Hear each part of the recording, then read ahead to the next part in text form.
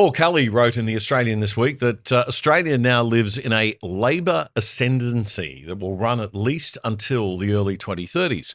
And it's a time which will see economic policy completely re-engineered. Evolutionary change is coming, he says.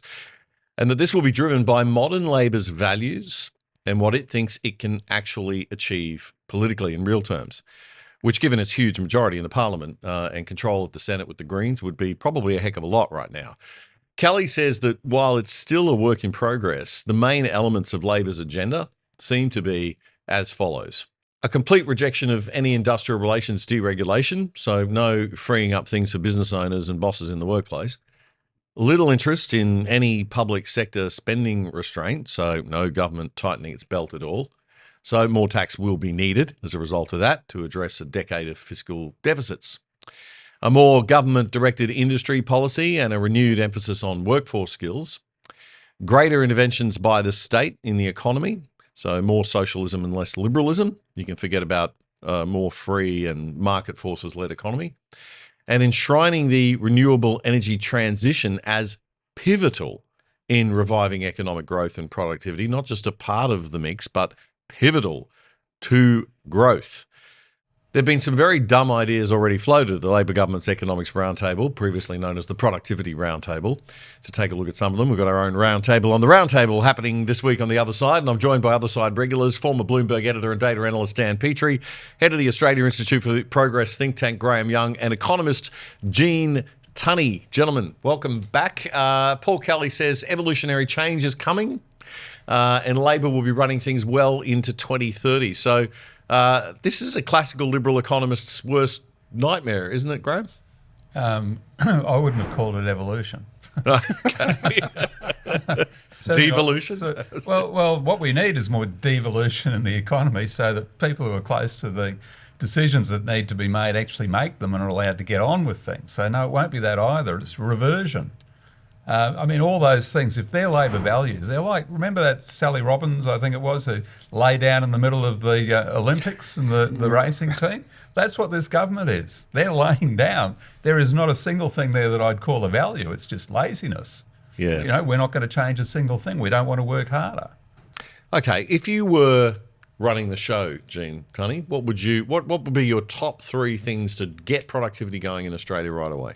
Well, certainly. Not to put you on the spot. Yes. This is why I'll never be elected, but we need to really significantly cut spending. We've got too many resources going into the government sector, into less productive activities, and that's increasing the tax burden on the rest of us. So we really need to get spending under control, cut taxes to incentivise work effort and incentivise investment. Secondly, we need to sort out the energy problem that we've got. This was one of the themes of, and not to necessarily politically endorse one side or the other. I was invited to Matt Canavan's roundtable, which was held on the Wednesday in the room above where the secret productivity roundtable was being held in the cabinet room below. And Matt invited people from the resources sector, from mining, from industry, and I was invited along with Gary Banks, David Pearl, a former assistant treasurer, Gary Banks, former head of the Productivity Commission. And there was general agreement that the big problems we've got are excessive government spending and very high energy costs. We see how much energy costs have spiked since we started this rollout of renewables without a balanced energy plan. So essentially we're going heavy on renewables when we have to have all of the additional storage. We need to rely more on gas to balance supply and demand at times when there's not enough energy. And we end up with these very high prices in wholesale market, which translate into higher retail prices. Yeah, so we've had this big shock, which is affecting consumers and it's affecting industry. So we've got all of these refiners and smelters, which are now needing bailouts from the government. We've got BHP and we've got big companies like that saying that they may have to cut jobs in Australia just because we're such a high cost jurisdiction. So we've really got to fix energy, and it's having a more balanced policy. It's removing the ban on nuclear power, so we can potentially have that as part of the mix. And it's about dialing down the commitment to this very strong, very fast rollout of renewables, which is just driving up costs and costing consumers and business. Okay, and I couldn't agree more on all of that, and I think it's critical and important, and we've got to get onto it fast. Instead, what we have is this: the Productivity Commission itself, with its investing in cheaper, cleaner energy and the net zero transition report, proposing a classification of all 11 million homes in Australia according to their climate resilience. I mean, this is why are we getting stuff like this coming out of a productivity commission, let alone a productivity roundtable of mostly left-wing thinkers? The headline's wrong. I mean, investing in cheaper electricity. Yeah. The prices are there. It's the input costs are incredibly high. Gene's point is the right one, and Graham's also touched on it as well. Like that cost input you've got being burdened by the private sector. The spending capacity, basically being there's crowding out everything else is the government. And I go back to, again, my favourite talking point, the small business, like that ability to innovate. This productivity roundtable seems to have left out the one thematic which didn't make the cut, innovation. And then they want to try and regulate that too with their AI and all these things. The bottom line is really about this roundtable, which we saw during the week, was a rehash, no new ideas, more regulation. And the simple fact is that critical area, the magic ingredient of any economy, the one that's going to prosper is the one that's going to be more efficient, come up with better innovation, is completely, it's an afterthought. And this idea of energy in terms of, I don't want to be critical of Mr. Bowen, the energy minister at the national level, but I have to be. I mean, this is almost like a crusade in terms of renewables good, anything else in the mix is bad. It's a terrible, terrible headline to continually spit out because it's just not borne out in fact. And, if you look at Australia, I mean, I lived in Hong Kong and, all over, and I mean, it is a very tough place now to extract a dollar. And when the aspiration is, if you look at some of the advocacy groups, is to tax, what do you want to be like France, where, be the top of the scale? We're not competitive and we've got problems and we don't really want to talk about it at a microeconomic level. We have these 11 million homes in the macro thematic. Again, it's the thematic. The hard work at the community level is always the toughest bit, the end. Yeah. It's just extraordinary to me. I mean, I can't understand how we can put small business down, how we can have no focus on innovation, we can have high energy costs, and we think this is a productivity summit. Matt Canavan, I thought, had a great line on this. He was talking about, we've gone from some of the cheapest energy prices in the world to the highest energy prices in the world, and that is fundamental to sorting out this productivity decline. And he said, you've got, people with economic degrees sitting around this table who've somehow just forgotten how critical low energy prices are to productivity and to economic growth. Graham. Yeah, well, there's a straight line relationship, I like to say, between energy consumption and civilization. But that same straight line exists with productivity. We only have the society we live in today with all the wealth that we've got, so that, four of us have got time even to sit around a table talking to you, is because we've worked out how to harness the universe to our benefit. And if you increase the cost of that input, it's like increasing the cost of any other input. It decreases your output per unit, and productivity. Someone said to me, I don't think the average punter knows what productivity is. And the government has tried to redefine it as or doing things better or whatever, but it's basically doing more with less. Yeah. So if the cost of less goes up, then you're trying to do more, but with more. And that doesn't work. No. We've got the ACTU in the room talking. I mean, we've talked about the 4-day work week last week. I mean, it's just ridiculous. Only in Australia could you come up with, one way to increase productivity would be to drop to the working hours from 30. It's not about the days, but they talk about 38 to 30. The hours a week. That's the problem. It doesn't matter how many days you do. I've got to give my zinger line. The ACTU, have done more for productivity, than what Jack the Ripper did for late night shopping. I mean, it is, these things, these are thought bubbles. They have no, basis in fact. In fact, the union movement have next to zero representation in the private sector, in most industries. Well, right. It's completely absurd. It is. They are offering their hot take on, It's incredible, and they're not a balanced union organisation anyway. You can see they're quite ideologically radical. So the 4-day work week was one thing, but this idea that they started talking about AI and suggesting that the workers should be the ones to determine the rollout of AI in the workplace. Well, technology is not going to take a back seat to the preferences of Sally McManus and the ACTU. And the world's not going to either. It might do, and the world might not either, but countries have managed to do those sorts of things, and that is the recipe for deteriorating living standards with respect to the rest of the world. One of the things that sort of struck me about the whole thing is, and it been brought back today by the Chinese comments about Taiwan, is that we're living potentially in the shadow of another war. The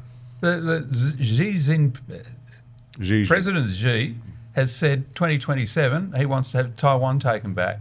The Americans have basically said, no, you're not. We've got all these bases on Australia. Now, war is basically economies by other means. And if you've got a weak economy, and that's where we're heading, you are vulnerable. And that wasn't any part of the discussion. We're all carrying on as though life is just a series of parties smoking pot on the beach at Byron Bay, and mum and dad will come along and clean up afterwards. As though, what we've got here will just keep itself. You bloody boomer.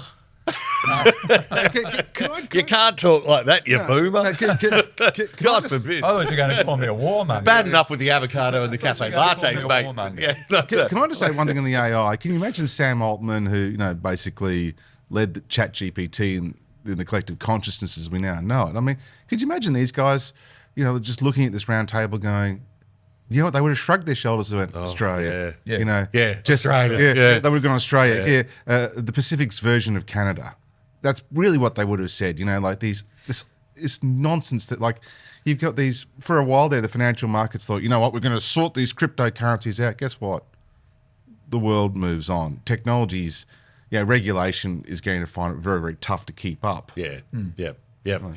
All right. Okay. So productivity and AI, NDIS controls were the other thing. Now, look, the NDIS, something's got to be done about the NDIS because it's just blowing out. We can't have. It would be lovely if we could support everybody all the time for everything, but there has to be a line drawn somewhere with the NDIS, or it's going to collapse, right? And they've decided to draw the line around this spike in everybody saying it's and there is a lot of autism out there. I'm not diminishing that at any point, but the reality is that the NDIS is supposed to be for more serious disability, not moderate disability so much. So they're removing it from the NDIS spectrum, so to speak. Yes, they are moving it though to a new program that's going to cost $2 billion federally, and for which they're going to ask the states for to chip in for a few billion, I think. But any thoughts on how we manage health and disability services moving forward, guys, that in a way that's sustainable? It isn't going to send us broke. There's a fundamental philosophical problem here, in that they think that benefits ought to be universal. Now, Labor is in a better position to deal with these sorts of issues than the coalition. And the history of Australia is that it's Labor that's actually put the brakes on welfare programs in the past. Why should the NDIS be available to everyone, irrespective of income? If Gina Reinhardt had an autistic child, why should she be able to get money off the NDIS? And I'm just taking Gina as an extreme example that the left like to throw in people's faces. Just means testing it. The whole idea that somehow we're born into life and we get to keep all the goodies and the government underwrites all the baddies and ensures that everyone has exactly the same standard of living is just nonsensical. And people like Paul Keating understood that.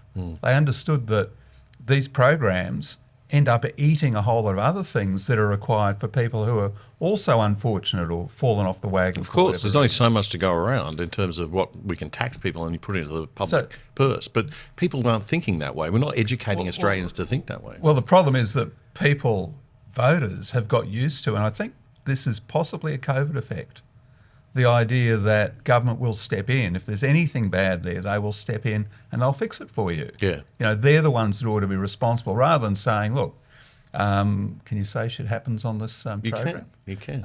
Shit happens. And you want a resilient economy so that people have got their own resources to deal with it. You also want resilient people, and you don't build resilient people and a resilient by suppressing innovation, by killing small business and people who want to get out and have a go, by making it incredibly difficult for people to have a go, and by creating a general cultural mood of A, victimhood, and B, a sense of oppression by some mean oppressor, when it's not really happening either, to get a little bit philosophical about it for a second. Gene Tunny, your comment on this NDIS situation, or just in terms of our social services? Well, they certainly need to do something. So it's good in a way that they're addressing it. There are concerns about how they've gone about it. They haven't consulted properly with advocacy groups, with families. So I think there are concerns around that. I've got to declare a conflict of interest here. I'm on the board of a non-profit that advocates for families with children with a developmental delay. And the concerns from the sector are that this has just been announced suddenly. There's been no proper consultation. So I think it's bad in that regard. But look, credit to the government. They need to address the cost of NDIS. It's been growing at 20% per year, okay? So it's doubling in size in over just a bit over 3 years, okay? And their target is to get it down to 8%, right? Which is still faster than the economy grows about 5% or something in nominal terms. So it's still going to be growing as a share of the budget, as a share of the economy. So even their target for what they'd be happy to get it down to is still too high. So that they really do need to do something. I'm concerned about the way they've got here and how they're going to push all these costs onto the states. So this is about cost shifting to the states. It's about getting children onto what they call foundational supports. And they haven't really dealt the states into it. Graham's point before, we haven't got the state treasurers there. Mookie's there, Daniel Mookie, who seems very good from New South Wales, but he's just one state. They really need to talk to all the states about this. Somebody on Twitter was saying yesterday that we should really be looking at just cleaning up the rip-offs, the scams, and the way people are taking the mickey out of the NDIS. But do you think there is a lot of that going on? Yes. Okay. So if we clean that up, would that bring it down? And not enough? You still have to draw a line. Well, we're spending 46 to 48 billion this financial year, or something of that magnitude. It's around 50 billion, so $50,000 million on the NDIS. I've no doubt there's rorting, and it's probably billions of dollars of rorting. But still, the fundamental problem is just the high rate of eligibility, and what Graham's talking about with potentially means testing. Maybe we should be looking at something like that. It's the parameters of the scheme. It's not just rorting. Rorting's part of it, but we're still not going to solve the problem with cracking down on rorting. Yeah. All right, we'll come back in a moment and we'll talk tax with our roundtable on the roundtable here on the other side.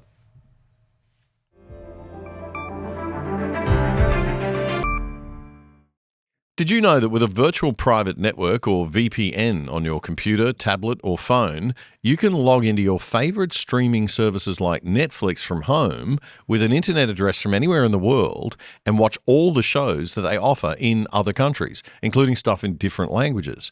And using a VPN to route all your internet traffic through a third-party server means that big corporations and big government can't spy on you. If you sign up now with private internet access, we think they're the best VPN servers out there, as a viewer of The Other Side, you can get 83% off the price of your subscription and get online for less than $3 a month.